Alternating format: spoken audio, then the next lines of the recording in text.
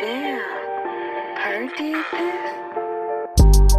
I don't need no one to save me. I was born to be the greatest. All that time in that basement, all that time isn't wasted. Rapping getting faded. I just wanna tell my mom that I made it. Just wanna be the topic of the conversation. Used to rock the gold plated. Now I'm wearing gold chains like I'm famous. Great point. You know, one brother, he is very strong when it comes to content creation, and he just started traveling internationally. And he talks about all of you brothers, Austin, Flyboy Way, yourself, Apeacefullife, you know, and he talks about how like average men can actually do these things, man. And man, he's just unplugged from the BS. You know what I mean? My man, Average Man Unplugged. What's up, my brother? How you doing, man? Salute, brothers. Man, what's going on with everybody? How y'all doing this evening? Happy birthday, bro. Happy birthday, Man, thank you so much, man. Salute, man. You know what I mean? You know, this is your first time traveling internationally. You in Barranquilla, Colombia, man. Tell the people, man, how you feel, man? You know what? It was like, I want to say it was like pretty surreal for like the first few days, but now that I'm like a week in, it's like it's finally starting to get my bearings underneath me, and you know, like I actually feel a little bit more comfortable, like just walking around the neighborhood. Like I've been walking around the neighborhood the past couple of days. You know, just trying to get better with my Spanish and interact with the locals and just get immersed in the culture, man. It's been a beautiful experience to say the least, man. It really has. Very, very humbling, and I mean, I just feel blessed to be here. Man, yeah, absolutely, man. Thank you so much, man. You know what I mean? So let the people know, due to the fact that you are traveling internationally for the first time, what's like one thing that you've noticed just in general? I will say, I mean, I'm like, do it got to be just one? Because I can name a few. You know what? Okay, 3 to 5. Go ahead and cook, okay. Man. I want to say like one of the first things that I noticed is how much more pleasant and helpful the people are here. Like, you know, with my Spanish not being that well, and you know, a lot of people, you know, discovering that this is my first time here, they have been very helpful and very patient with me. And I want to say the second thing, the food. Oh my God, the food, definitely the food. I mean, the taste, how much cheaper it is, how much more bang you get for your buck as far as the food goes. And then 3, definitely the women. You don't really see, you don't. Shout out to Jay Fleming. You don't see a whole lot of big Shirleys out here, and they definitely giving the choosing signal for sure. Like I say those are probably like my top 3. I would say right off the bat since I've been here, because I've been here for about a week now. I got about 3 more weeks, and then I head back. Oh man, so you out there for a month, man? Yes, sir. All month for Carnival, man. That's why I'm here, bro. I'm like, and I've been, man. Like, that's what's up, man. That's what's up, man. Enjoying Colombia, man. You know, so for sure. My next guest, the Andrew Show. What's up, my brother? How you doing, man? I think you on mute. What up, bro? Happy birthday to you. Salute to the guys of the channel too. Salute. There we go. Salute. Thank you so much, man. How you doing, man? I'm doing great, man. Life is good. How you doing, man? I'm doing well, man. You know, I'm blessed to have, man, my heavy hitters here, and I feel good. I'm blessed, man. You know what I mean? 38. I was saying in my opening statement, right? So 38, today is the 38th day of the year. So February 7th is the 38th day of the year, and I'm 38. So this is an extremely important year for me. this is a year where I talk about, like, I was speaking to Flyboy. I think Peaceful Life had, I think you in the back channel, but like, people crawl, they walk, and then they run. So by the end of this year, I'm gonna be running. I may be running now. I may not know it, but I'm gonna tell you this much. Usain Bolt, I'm out of here. I'm telling you. I have so many people, great people who have my back. Everyone on this panel got my back, and I got y'all back as well, man. You know, Absolutely. True. absolutely, man. So I'm blessed to be here, and I'm blessed to have you guys with me, man. Andrew show. So let me catch you up. So let me ask you a question, right? What are a couple of things that you can tell people that you've learned in your travels? Well, Positive things. positive things. Well, I started traveling when I was 7 years old. Both of my Mm-hmm. parents are immigrants. They are resided from Jamaica. My mom's half Cuban and Jamaican, and my father is Jamaican and Red Indian or some that to that degree. But my family migrated from Jamaica to England, right? So I was born in the Bronx, raised in New York. So, but I had both parents that were immigrants, and I was taught more of the island lifestyle. So, um, being that said, I've been traveling since I was 7 years old. What I've learned and I've seen from the differences of culture. Now, at the time, I couldn't date. I was only 7 years old, but I noticed, even being a kid, that the environment that I was in, the lux, the what's the word? I can't even think of it. The uh, closed-minded environment that I was in.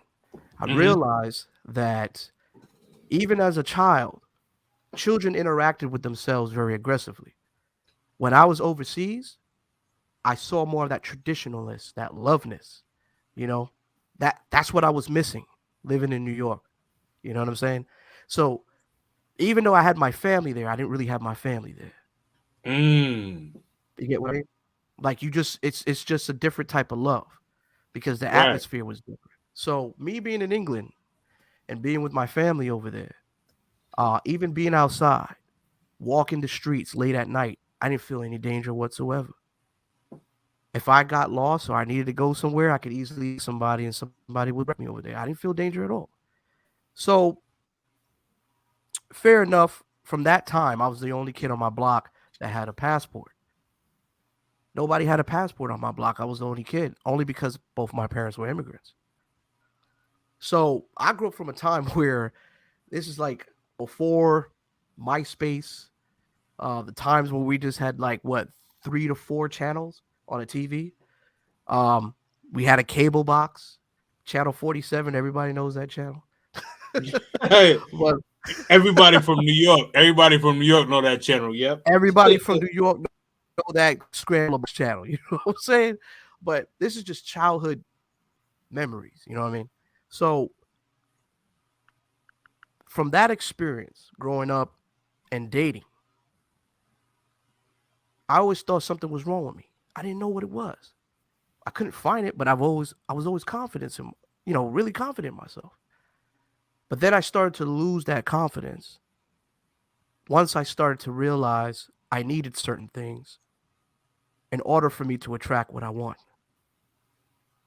That's the Western mindset. You know what I mean? Mm. So, being overseas now, I didn't need jewelry. I didn't need fancy clothes. I had people that were around me that love to engage in social activities, even having conversations. That's all they wanted. People would work, do a 5 or 6 hour job, come home, pop a beer, and sit down and play dominoes with the neighbors. I noticed that you don't see those type of things in America. Right. People go to work, they're a slave to their jobs.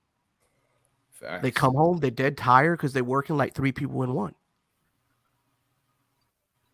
So that also was a curiosity to my mindset as well as growing up and seeing that the dysfunctionalness of how the family structure is in America. Um, from dating, from going through high school, from dealing with different types of women and understanding behaviors of women, Western culture, I couldn't keep up with the lifestyle that they wanted me to keep up with. I just wanted people to accept me for who I was. But when I traveled overseas, I got accepted. I went on dates. I met beautiful women. I met different types of people. It was a loving, caring feeling that I felt like a gentleman. I felt like I could be a man being over there because I was dealing with traditional energy. The same type of energy that was coming from my household, from both my parents. That's the type of energy I was looking for. I couldn't find that outside of home. Because you know how they say, you need to, if you're trying to find someone, you have to find someone close to family. Right. Couldn't find that out there. So Drew, question, right? Because you said that you felt more like a man. Are you saying that you felt more like a masculine man? Is that what you're trying to get at? Well, I want to say this, that the energy was feminine energy is superior to none. Like it's Whew. Okay. I just can't really explain it, man. It's a beautiful feeling. Like you really appreciate women. Mhm. They make you feel like a man. They make you feel natural. Right. That's the feeling I Understood. got. That's the feeling I got. Understood, man. Understood, man. Man, shout out to you, man. Man, I'm loving that fedora though. That fedora is fire, Oh, bro. appreciate it. So one of my trips that I went to was Oh, whoops. Oh, my fault. Hold on, I'll pull you back up. Yeah, continue. okay. No, I was gonna say one of my first trips I've went to. Besides that, as a kid, we're talking about into adult stages. This is when I was like on my real traveling, exploring type of ish. I went to DR, and I was in places like Santiago. I visit places like Santo Domingo. I went to uh, Puerto Plata. I went to Punta Cana, and I went to Sosua. So I had to really get more of a, a culture feel to understand what it is like being out there. Um, I can say this, right? My perspective, I call it the Las Vegas lifestyle because people who are just a little bit too close-minded on brothers who travel or passport bros, because I was a passport bro before they even became one. Okay, I've been traveling for years. I've been to Dominican Republic maybe over 10 times, but one thing I can tell you this is that being in Sosua, right, in those areas are the Las Vegas lifestyle. That's what I call it. Sort of like when you go to Vegas, Nevada, you play on the slot machines and you have fun. You got beautiful girls. You pee for pee. That's your discretion. But I don't never ever recommend it as a lifestyle because at the end of the day, that's Las Vegas. Nobody wants to gamble forever. That's a Las Vegas lifestyle. You have fun, you play your little slot machines, that's cool. But most men that are traveling that I know are looking for properties, trying to invest, learning the languages out there, meeting women in different areas. And this is the type of stuff I talk about on my channel too. I always say you can find good women out there. I've dated non-pros many times, and people can't believe it. People think I'm lying. They say, "Oh, they're pros." And I'm like, "No, they're not.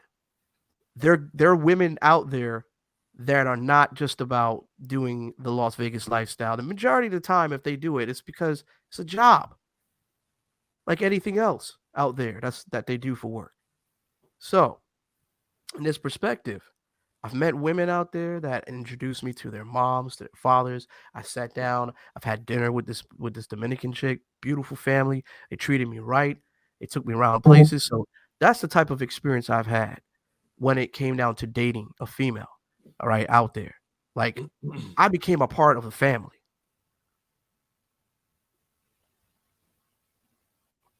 A peaceful life. I'm sorry. I haven't gotten to you in a minute, brother. But can you tell me about your quality of life of when you traveled, and you can expound on it however you feel.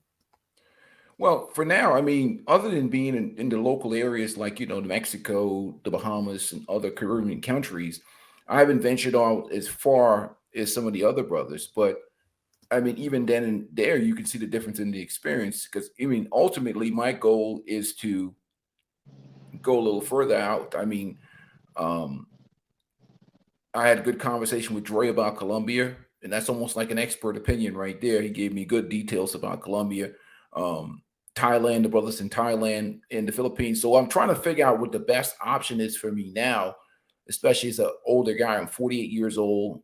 I retired from my first job. So, I mean, I have I still have one kid that's currently finishing up college right now. So I kind of stick around for his basketball, and some of the kids I coach with basketball as well.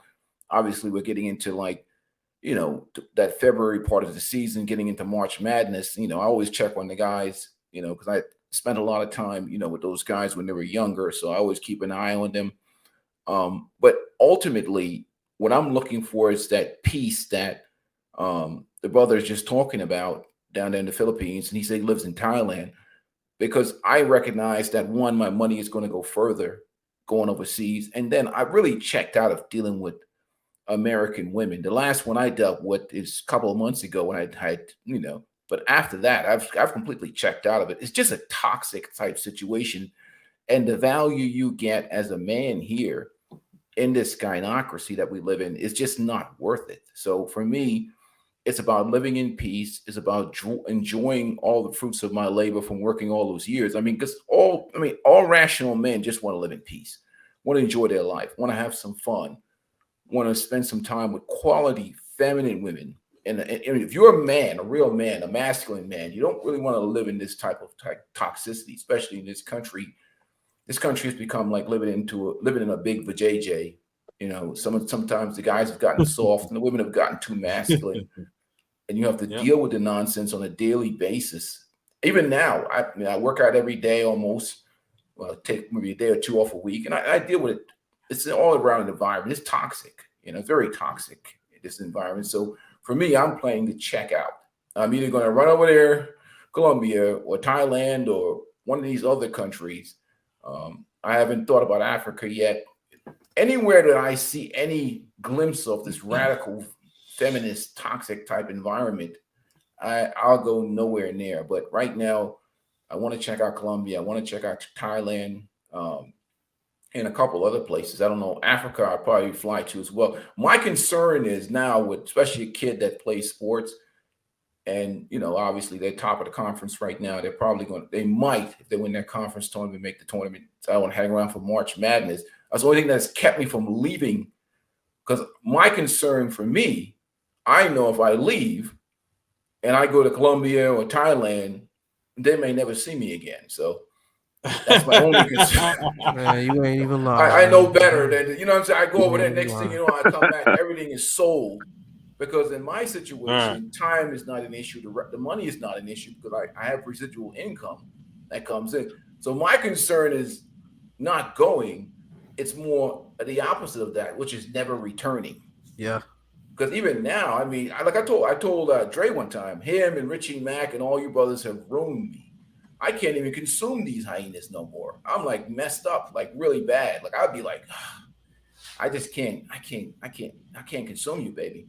You're just too toxic for me. And that's really what comes down. I mean, like it really, once you get into this passport movement, you just can't consume these women like that no more. It's really difficult to be over here knowing better. Like if you didn't know better, and you've been exposed to it now, like it's like 100%. You're talking to these women, you can get along with them. It ain't like it's hard for us to sleep with them or get with them. It's just that you just don't have the taste for them anymore. You lose the taste for these women. That's what the problem is. Shout out to Big Boss, Real Talk in the building. What's up, Boss-O-Leeeeny? What you got to say about that? Because I know that you are a traveler. Yep. First of all, happy birthday, Kings with a Dream. Happy 38. Yes, sir. Yes, sir. Yeah, many more and whatnot. Shit. So it is what it is, man. You know, bossy boss. I am. Are you a travel bro? Yes, I am. Oh man.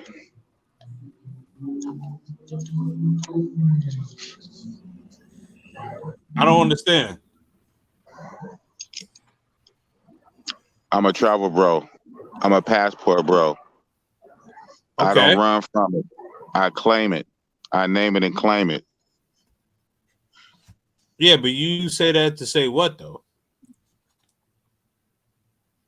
I say that to say that nowadays, when that question pops up, a lot of travelers, they start to do word salads. They start to stutter. They ask a million and one questions. You know what I'm saying? Nobody can really nail it down. So when it comes to Boss-O-Leeeeny, I am a passport bro. I got you, big boss. I feel you. But you know what I mean? You know, like I don't want to, you know, and I don't want to deter you from what you're saying. You know what I mean? But you It's know, all good. Ask me another question. It's all good. Ain't no yeah, deterrent. But, yeah. All I'm saying is I just want to keep it on the positive vibes. You know what I mean? But because you know that conversation probably needs to happen, but not tonight. You know what I mean? But all right. So let me ask you this question. For you traveling, what's like one of the or you know a couple of things that you've learned from traveling overseas? Traveling is lit. Yeah, positively.